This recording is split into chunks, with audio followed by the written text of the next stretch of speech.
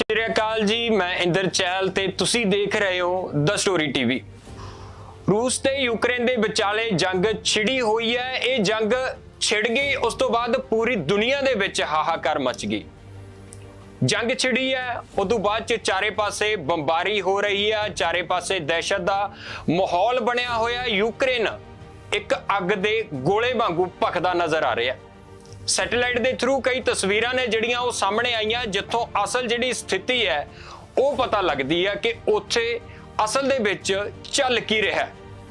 लोकां दे घरां दे उत्तों दी हवाई जहाज लंघदे ने, हवाई जहाज लंघण दे नाल नाल एक बंब गिरदा है। बंब गिरन तो बाद अनेकां घर ने जिहड़े ओह मिट्टी दे विच मिल जांदे ने। घर दे विच कई बार लोक भी हुंदे ने, पर जिहड़ी यूक्रेन की सरकार है उहदे वल्लों यह दावा किया जाता कि जिथे जिथे भी बंबारी हुई है उत्थों ज्यादातर लोगों को इवैक्यूएट किया जा चुकिया सी, उन्हां नूं उत्थों बाहर कढ़िया जा चुकिया सी। बच्चे मरे ने, औरतां मरियां ने, बजुर्ग मरे ने, सैनिक मरे ने। चारे पासे मौत का जिहड़ा खूनी खेल है वो चलदा पिया।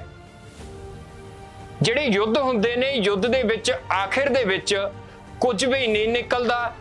अंग्रेजी दे विच एक कहावत है कि वार इज नॉट अ सोल्यूशन, कि जंग किसी भी तरह दे नाल जे आपां कहिए कोई सोल्यूशन नहीं है। जेकर दो देशों दे विच आपसी तणातणी चलदी है तां गलबात ही एक तरीका है जिहदे नाल वो सारी चीज़ नूं सुलटाया जा सकदा है, सारे मामले नूं क्लीयर किया जा सकदा है। जंगां ने ना तां अज तक कोई भी मसला हल कीता है, ना ही कदे अगे करनगियां।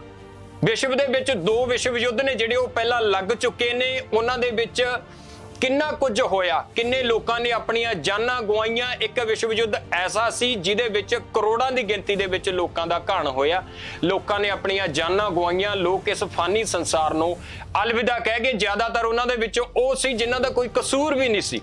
कसूर सिर्फ उन्हां दा इन्ना क सी कि ओह उस देश दे वासी सी जिन्हां दे विच जंग लगी सी, जिन्हां दे विचकार युद्ध होया सी। पूरी दुनिया इस वेले यूक्रेन और रूस के उत्ते नज़रां गड़ाए बैठी है। हर रोज़ नवीं तो नवीं वीडियो ने जिहड़ियां वो सोशल मीडिया के उत्ते लोकां दे सामने आउंदियां ने। लोग वेखदे ने, वेखण तो बाद लोकां दे पल्ले सिर्फ इक्को चीज़ हुंदी है, लोग दुख ही जाहिर कर सकते हैं। यूक्रेन ने पहला तो एक गल हुंदी सी कि वीजे तो बिना किसी आपां देश दे विच एंटर नहीं कर सकते, पर यूक्रेन ने स्थिति नूं देखदे हुए एक ऐलान कर दिता सी। राष्ट्रपति ने कहा कि यूक्रेन दे दरवाजे सारे विश्व दे लई खुले ने।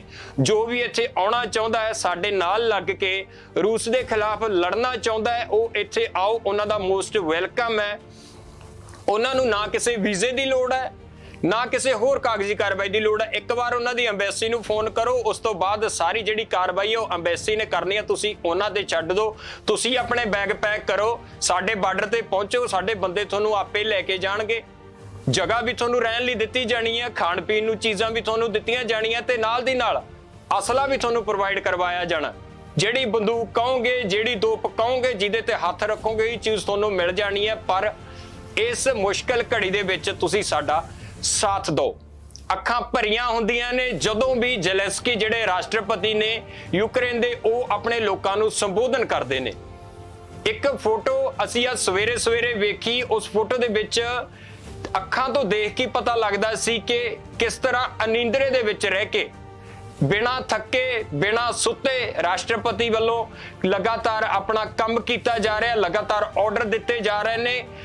ऑर्डर तो इलावा भी एक गल होर है, वो खुद भी जंग के मैदान दे विच उतरे ने। वर्दी पाई वालियां फोटोआं भी सामने आईयां जदों उन्होंने कहा कि असीं सारे मंत्री मंडल दे मंत्री हाँ, असीं घरां दे विच दबके नहीं बैठे, असीं बाहर निकले हाँ, बाहर निकल के असीं रूस के खिलाफ लड़ांगे। इस तरह के उत्थे हालात बने हुए ने। कल रूस ने न्यूक्लीयर पावर प्लांट के उत्ते हमला किया, एक वीडियो भी बकायदा सामने आई। गोला डिगदा है, जहाज दे द्वारा वो गोला हेठा सुट्टिया जांदा, उस तो बाद चारे पासे कुछ भी नहीं हुंदा सिवाय अग दियां लपटां दे। इस तरह का मंजर है जिहड़ा उत्थे हुण देखना ते दिखना आम हो गया। लंबियां लंबियां इमारतां, उच्चियां उच्चियां रिहायशी इमारतां, उन्हां दे उत्ते जहाज़ां दे द्वारा बंबारी की जाती है। ਅੱਧੀਆਂ ਮੰਜ਼ਲਾਂ ਨੇ ਜਿਹੜੀਆਂ ਇਮਾਰਤਾਂ ਦੀਆਂ ਉਹ ਹੇਠਾਂ ਧਰਤੀ ਤੇ ਆ ਡਿੱਗਦੀਆਂ ਨੇ। ਜੰਗ ਸ਼ੁਰੂ ਹੋਣ ਤੋਂ ਕੁਝ ਦਿਨ ਪਹਿਲਾਂ ਚਹਿਲ ਕਦਮੀ ਹੁੰਦੀ ਸੀ ਉਹਨਾਂ ਸੜਕਾਂ ਦੇ ਉੱਤੇ, ਲੋਕ ਸ਼ਾਪਿੰਗ ਕਰਦੇ ਫਿਰਦੇ ਹੁੰਦੇ ਸੀ, ਲੋਕ ਗੇੜੇ ਦਿੰਦੇ ਫਿਰਦੇ ਹੁੰਦੇ ਸੀ, ਲੋਕ ਘੁੰਮਦੇ ਫਿਰਦੇ ਸੀ। ਤੇ ਅੱਜ ਉੱਥੇ ਕੁਝ ਵੀ ਨਹੀਂ ਹੈ, ਸਿਰਫ ਔਰ ਸਿਰਫ ਉੱਥੇ ਕੀ ਹੈ, ਉੱਥੇ ਇਮਾਰਤਾਂ ਦਾ ਮਲਬਾ ਹੈ, ਲੋਕਾਂ ਦੀਆਂ ਲਾਸ਼ਾਂ ਨੇ, ਰਸ਼ੀਆ ਦੇ ਟੈਂਕ ਉੱਥੇ ਜਿਹੜੇ ਬੰਜਰ ਕਰੇ ਪਏ ਨੇ, ਤੋਪਾਂ ਦੇ ਗੋਲੇ ਉੱਥੇ ਜਿਹੜੇ ਸੁੱਟੇ ਗਏ ਸੀ ਉਹਨਾਂ ਦੇ ਨਾਲ ਟੋਏ ਪੁੱਟੇ ਹੋਏ ਨੇ ਸੜਕਾਂ ਦੇ ਉੱਤੇ, ਉਹ ਚੀਜ਼ਾਂ ਦੇਖਣ ਨੂੰ ਮਿਲ ਰਹੀਆਂ ਨੇ। ਇਸ ਤੋਂ ਇਲਾਵਾ ਉੱਥੇ ਕੁਝ ਵੀ ਵੇਖਣ ਨੂੰ ਨਹੀਂ ਮਿਲ ਰਿਹਾ। ਜਿਸ ਤਰ੍ਹਾਂ ਮੈਂ ਪਹਿਲਾਂ ਦੱਸਿਆ ਕਿ ਯੁੱਧ ਕਿਸੇ ਵੀ ਸਥਿਤੀ ਦਾ ਸਿੱਟਾ ਨਹੀਂ ਕੱਢ ਸਕਦਾ। ਯੁੱਧ ਦੇ ਵਿੱਚ ਇੱਕ ਦੂਜੇ ਦੇਸ਼ਾਂ ਦੀਆਂ ਜਿਹੜੀਆਂ ਪਾਵਰਾਂ ਨੇ ਉਹ ਹੀ ਪਰਖੀਆਂ ਜਾਂਦੀਆਂ ਨੇ। ਹੁਣ ਗੱਲ ਕਰਦੇ ਹਾਂ ਅੱਗੇ ਦੀ ਕਿ ਇਹ ਜੰਗ ਸ਼ੁਰੂ ਕਾਤੋਂ ਹੋਈ। ਰਸ਼ੀਆ ਨੂੰ ਯੂਕਰੇਨ ਦੇ ਨਾਲ ਐਸੀ ਕੀ ਖੁੰਦਕ ਹੈ ਕਿ ਉਹਨਾਂ ਨੂੰ ਆਪਣੇ ਲੱਖਾਂ ਦੀ ਗਿਣਤੀ ਦੇ ਵਿੱਚ ਫੌਜੀ ਯੂਕਰੇਨ ਭੇਜਣੇ ਪਏ, ਉੱਥੋਂ ਲੋਕਾਂ ਨੂੰ ਯੂਕਰੇਨ ਦਿਆਂ ਨੂੰ ਬਾਹਰ ਭਜਾਉਣਾ ਪਿਆ, ਭਾਰਤੀਆਂ ਨੂੰ ਵੀ ਦੁਖੀ ਕਰਨਾ ਪਿਆ, ਹੋਰ ਪ੍ਰਵਾਸੀਆਂ ਨੂੰ ਵੀ ਦੁਖੀ ਕਰਨਾ ਪਿਆ, ਅਤੇ ਲੋਕਾਂ ਨੂੰ ਤਾਂ ਭੁੱਖ ਨਾਲ ਹੀ ਮਾਰਨਾ ਪਿਆ। ਇਹ ਸਥਿਤੀ ਕਿਉਂ ਬਣੀ? ਨਾਟੋ ਇੱਕ ਸੰਗਠਨ ਹੈ ਜਿਹਦੇ ਵਿੱਚ ਯੂਰਪ ਦੇ ਕਈ ਦੇਸ਼ ਆਉਂਦੇ ਨੇ। ਉਹਨਾਂ ਦੇਸ਼ਾਂ ਨੇ ਯੂਕਰੇਨ ਨੂੰ ਕਿਹਾ ਸੀ ਕਿ ਅਸੀਂ ਤੁਹਾਡੇ ਨਾਲ ਆ। ਯੂਕਰੇਨ ਨੂੰ ਕਿਹਾ ਕਿ ਤੂੰ ਸਾਡੇ ਨਾਲ ਰਲ ਕੇ ਚੱਲ, ਤੈਨੂੰ ਨਾਟੋ ਦਾ ਹਿੱਸਾ ਬਣਾ ਲੈਨੇ ਆ। ਪਰ ਦੂਜੇ ਪਾਸੇ ਰਸ਼ੀਆ ਦਾ ਤਾਂ ਅੱਧੇ ਤੋਂ ਵੱਧ ਬਾਰਡਰ ਹੈ ਜਿਹੜਾ ਉਹ ਯੂਕਰੇਨ ਦੇ ਨਾਲ ਲੱਗਦਾ ਹੈ। ਰਸ਼ੀਆ ਇਹ ਚੀਜ਼ ਤੋਂ ਖਾਰ ਖਾ ਗਿਆ ਕਿ ਨਾਟੋ ਨੇ ਜੇ ਯੂਕਰੇਨ ਨੂੰ ਆਪਣੇ ਨਾਲ ਮਿਲਾ ਲਿਆ, ਸਾਡੇ ਤਾਂ ਇਹ ਬਾਰਡਰ ਦੇ ਨਾਲ ਲੱਗਦੇ ਨੇ, ਉਦੋਂ ਬਾਅਦ ਚੋਂ ਸਾਡੇ 'ਚ ਵੀ ਆਉਣਗੇ। ਤਾਂ ਫਿਰ ਰੂਸ ਨੇ ਆਪਣੀ ਜਿਹੜੀ ਕਾਰਵਾਈ ਸੀ ਉਹ ਸ਼ੁਰੂ ਕਰਤੀ। ਰੂਸ ਨੂੰ ਤਾਂ ਪਹਿਲਾਂ ਕਹਿੰਦੇ ਨੇ ਕਿ ਇਹ ਇੱਕ ਲੜਾਕੂ ਦੇਸ਼ ਹੈ, ਇਹਨਾਂ ਦੇ ਕੋਲੇ ਹੋਰ ਕੁਝ ਨਹੀਂ ਹੈ, ਇਹਨਾਂ ਦੇ ਕੋਲੇ ਐਟੋਮਿਕ ਬੰਬ ਨੇ, ਇਹਨਾਂ ਦੇ ਕੋਲੇ ਆਰਮੀ ਹੈ, ਇਹਨਾਂ ਕੋਲੇ ਫਾਈਟਰ ਜੈਟ ਨੇ, ਇਹਨਾਂ ਦੇ ਕੋਲੇ ਟੌਪ ਨੌਚ ਸੈਨਿਕ ਨੇ, ਇਹਨਾਂ ਨੂੰ ਸਿਰਫ ਲੜਨਾ ਆਉਂਦਾ। ਉਹੀ ਚੀਜ਼ ਅੱਜ ਰੂਸ ਨੇ ਜਿਹੜੀ ਪ੍ਰੂਵ ਕਰਕੇ ਲੋਕਾਂ ਦੇ ਸਾਹਮਣੇ ਰੱਖ ਦਿੱਤੀ ਹੈ। ਰੂਸ ਯੂਕਰੇਨ ਨੂੰ ਕਹਿੰਦਾ ਕਿ ਤੁਸੀਂ ਸਾਡਾ ਹਿੱਸਾ ਬਣੋ, ਤੁਸੀਂ ਨਾਟੋ 'ਚ ਨਾ ਜਾਓ, ਅਸੀਂ ਆਪਦਾ ਰਾਸ਼ਟਰਪਤੀ ਹੈ ਜਿਹੜਾ ਉਹ ਤੁਹਾਡੇ ਦੇਸ਼ ਦੇ ਵਿੱਚ ਬਿਠਾਵਾਂਗੇ, ਸਾਡਾ ਰਾਸ਼ਟਰਪਤੀ ਆ, ਤੁਹਾਡੇ ਦੇਸ਼ ਦੀ ਅਰਥ ਵਿਵਸਥਾ ਨੂੰ ਚਲਾਏਗਾ, ਤੁਹਾਡੇ ਦੇਸ਼ ਦੀ ਜਿਹੜੀ ਕਾਰਜਕਾਰੀ ਹੈ ਉਹਦੀ ਪ੍ਰਣਾਲੀ ਹੈ ਉਹਨੂੰ ਚਲਾਏਗਾ। ਸਿਰਫ ਇੰਨੀ ਕੁ ਗੱਲ ਹੈ। ਪਰ ਉੱਥੇ ਜ਼ੈਲੈਂਸਕੀ ਜਿਹੜੇ ਹੁਣ ਯੂਕਰੇਨ ਦੇ ਰਾਸ਼ਟਰਪਤੀ ਨੇ ਉਹ ਚੀਜ਼ ਤੇ ਅੜ ਗਏ, ਕਿਉਂਕਿ ਉਹਨਾਂ ਨੂੰ ਪਿੱਛੋਂ ਨਾਟੋ ਦੀ ਸਪੋਰਟ ਸੀ। ਨਾਟੋ ਦੀ ਸਪੋਰਟ ਕਰਕੇ ਉਹ ਰੂਸ ਨੂੰ ਕਹਿੰਦੇ ਵੀ ਭਾਈ ਤੇਰਾ ਇਹ ਕੰਮ ਇੱਥੇ ਲੋਟ ਨਹੀਂ ਆਉਣਾ, ਤੂੰ ਪਿੱਛੇ ਚੱਲ, ਅਸੀਂ ਤਾਂ ਨਾਟੋ ਵਾਲਿਆਂ ਦੇ ਨਾਲ ਆ, ਅਸੀਂ ਤੈਨੂੰ ਇੱਥੇ ਇਸ ਤਰ੍ਹਾਂ ਦੀ ਕਾਰਵਾਈ ਨਹੀਂ ਕਰਨ ਦੇਣੀ। ਬਸ ਫਿਰ ਰੂਸ ਨੂੰ ਤਾਂ ਪਹਿਲੀ ਸਾਰੀ ਦੁਨੀਆ ਲੜਾਕੂ ਦੇਸ਼ ਕਹਿੰਦੀ ਹੈ ਤੇ ਉਹਨੇ ਫਿਰ ਆਪਣੀ ਜਿਹੜੀ ਅਸਲ ਸ਼ਕਲ ਹੈ, ਜਿਹੜੀ ਅਸਲ ਆਪਣਾ ਰੂਪ ਹੈ, ਉਹ ਲੋਕਾਂ ਦੇ ਸਾਹਮਣੇ ਲਿਆ ਕੇ ਰੱਖਤਾ। ਰਾਤੋਂ ਰਾਤ ਲੱਖਾਂ ਦੀ ਗਿਣਤੀ 'ਚ ਫੌਜੀ ਤਾਇਨਾਤ ਕਰਤੇ। ਤੜਕੇ ਨੂੰ ਲੋਕਾਂ ਨੇ ਉੱਠ ਕੇ ਸਵੇਰੇ ਜਦੋਂ ਦੇਖਿਆ ਜਹਾਜ਼ ਲੰਘ ਰਹੇ ਨੇ, ਜਹਾਜ਼ਾਂ ਦੇ ਵਿੱਚੋਂ ਬੰਬ ਡਿੱਗ ਰਹੇ ਨੇ, ਲੋਕਾਂ ਨੂੰ ਹਫੜਾ ਦਫੜੀ ਪੈ ਗਈ, ਆਪਣੀ ਜਾਨ ਬਚਾਉਣ ਦੀ ਪੈ ਗਈ, ਲੋਕ ਉੱਥੋਂ ਨਿਕਲ ਗਏ ਜਿੰਨੀ ਛੇਤੀ ਹੋ ਸਕਦਾ ਸੀ। ਰਾਸ਼ਟਰਪਤੀ ਨੇ ਇਹ ਵੀ ਐਲਾਨ ਕਰਤਾ ਵੀ ਉੱਥੋਂ ਭੱਜ ਲਓ ਜੇ ਹੋ ਸਕਦਾ, ਭੱਜੋ ਵੀ, ਸੜਕਾਂ ਦੇ ਉੱਤੋਂ ਦੀ ਨਾ ਭੱਜੋ। ਉਹਨਾਂ ਨੇ ਕਿਹਾ ਕਿ ਸੜਕਾਂ ਤੋਂ ਦੀ ਨਹੀਂ ਭੱਜਣਾ, ਤੁਸੀਂ ਲੁਕ ਛਿਪ ਕੇ ਇੱਥੋਂ ਨਿਕਲੋ ਕੇਰਾਂ, ਬਾਕੀ ਤੁਸੀਂ ਉਹ ਇਲਾਕੇ 'ਚ ਜਾਓ ਜਿੱਥੇ ਹਲੇ ਰਸ਼ੀਆ ਦਾ ਉਹਨਾਂ ਕਬਜ਼ਾ ਨਹੀਂ ਹੋਣ ਵਾਲਾ, ਜਿੱਥੇ ਰਸ਼ੀਆ ਨੂੰ ਪਹੁੰਚਣ ਨੂੰ ਸਮਾਂ ਲੱਗੇਗਾ, ਤੁਸੀਂ ਉੱਥੇ ਜਾ ਕੇ ਸ਼ਰਨ ਲਓ, ਆਪਾਂ ਤੁਹਾਡਾ ਕੋਈ ਨਾ ਕੋਈ ਹੀਲਾ ਕਰਦੇ ਆ, ਉਹਨਾਂ ਚਿਰ ਸਾਨੂੰ ਇੱਥੇ ਰਸ਼ੀਆ ਦੀ ਫੌਜ ਦੇ ਨਾਲ ਨਿਪਟ ਲੈਣ ਦਿਓ। ਰਸ਼ੀਆ ਆਪਣੇ ਵੱਲ ਖਿੱਚਣਾ ਚਾਹੁੰਦਾ, ਨਾਟੋ ਆਪਣੇ ਵੱਲ ਖਿੱਚਣਾ ਚਾਹੁੰਦਾ, ਤੇ ਯੂਕਰੇਨ ਆ ਜਿਹੜਾ ਉਹਦੀ ਸਥਿਤੀ ਸੱਪ ਦੇ ਮੂੰਹ 'ਚ ਕਿਰਲੀ ਵਾਲੀ ਹੋ ਗਈ ਹੈ। ਨਾ ਤਾਂ ਉਹਨੂੰ ਉਹ ਨਿਗਲ ਸਕਦਾ, ਨਾ ਉਹਨੂੰ ਉਹ ਬਾਹਰ ਸੁੱਟ ਸਕਦਾ, ਅੱਧੀ ਤਾਂ ਗਲ ਦੇ ਵਿੱਚ ਲੰਘਾ ਲਈ। ਨਾਟੋ ਨੇ ਕਿਹਾ ਕਿ ਅਸੀਂ ਤੁਹਾਡੇ ਨਾਲ ਮੋਢਾ ਜੋੜ ਕੇ ਖੜੇ ਆ, ਕੋਈ ਗੱਲ ਨਹੀਂ, ਤੁਸੀਂ ਆਪਣੀ ਕਾਰਵਾਈ ਹੈ ਜਿਹੜੀ ਜਾਰੀ ਰੱਖੋ। ਪਰ ਯੂਕਰੇਨ ਨੇ ਜਦੋਂ ਕਾਰਵਾਈ ਜਾਰੀ ਕਰਤੀ, ਉਦੋਂ ਬਾਅਦ ਚੋਂ ਫਿਰ ਨਾਟੋ ਵਾਲਿਆਂ ਨੇ ਕਿਹਾ ਕਿ ਮਾਹੌਲ ਵਿਗੜ ਗਿਆ, ਅਸੀਂ ਸਿੱਧੇ ਮੱਥੇ ਤੁਹਾਡੇ ਨਾਲ ਨਹੀਂ ਆ ਸਕਦੇ, ਕਿਉਂਕਿ ਰੂਸ ਨੇ ਚੇਤਾਵਨੀ ਦਿੱਤੀ ਸੀ ਕਿ ਸਾਡੀ ਦੋਵਾਂ ਦੀ ਲੜਾਈ ਆ, ਮੇਰਾ ਯੂਕਰੇਨ ਦੇ ਨਾਲ ਰੌਲਾ ਹੈ, ਯੂਕਰੇਨ ਦਾ ਮੇਰੇ ਨਾਲ ਰੌਲਾ, ਹੋਰ ਕਿਸੇ ਵੀ ਦੇਸ਼ ਨੂੰ ਸਾਡੇ ਰੌਲੇ ਦੇ ਵਿੱਚ ਆਉਣ ਦੀ ਲੋੜ ਨਹੀਂ ਹੈ। ਜੇਕਰ ਆਓਗੇ ਤਾਂ ਨਤੀਜੇ ਤੁਹਾਨੂੰ ਭੁਗਤਣੇ ਪੈ ਸਕਦੇ ਨੇ। ਤੁਹਾਨੂੰ ਪਤਾ ਸਾਡੇ ਕੋਲ ਕੀ ਸਾਂਭ ਕੇ ਰੱਖਿਆ ਹੋਇਆ। ਸਾਰੇ ਦੇਸ਼ ਡਰ ਗਏ, ਸਾਰੇ ਦੇਸ਼ਾਂ ਨੇ ਕਿਹਾ ਕਿ ਚਲੋ ਕੋਈ ਗੱਲ ਨਹੀਂ, ਯੂਕਰੇਨ ਨੂੰ ਕਿਹਾ ਯੂਰਪੀ ਦੇਸ਼ਾਂ ਨੇ ਕਿ ਕੋਈ ਗੱਲ ਨਹੀਂ, ਅਸੀਂ ਤੁਹਾਨੂੰ ਹਥਿਆਰ ਭੇਜ ਦਿੰਨੇ ਆ, ਅੰਦਰੋਂ ਗਤੀ ਥੋੜੀ ਬਹੁਤ ਤੁਹਾਡੀ ਮਦਦ ਕਰ ਦਿੰਨੇ ਆ, ਅਸੀਂ ਸਿੱਧੇ ਮੱਥੇ ਨਹੀਂ ਆ ਸਕਦੇ। ਕਿਉਂ?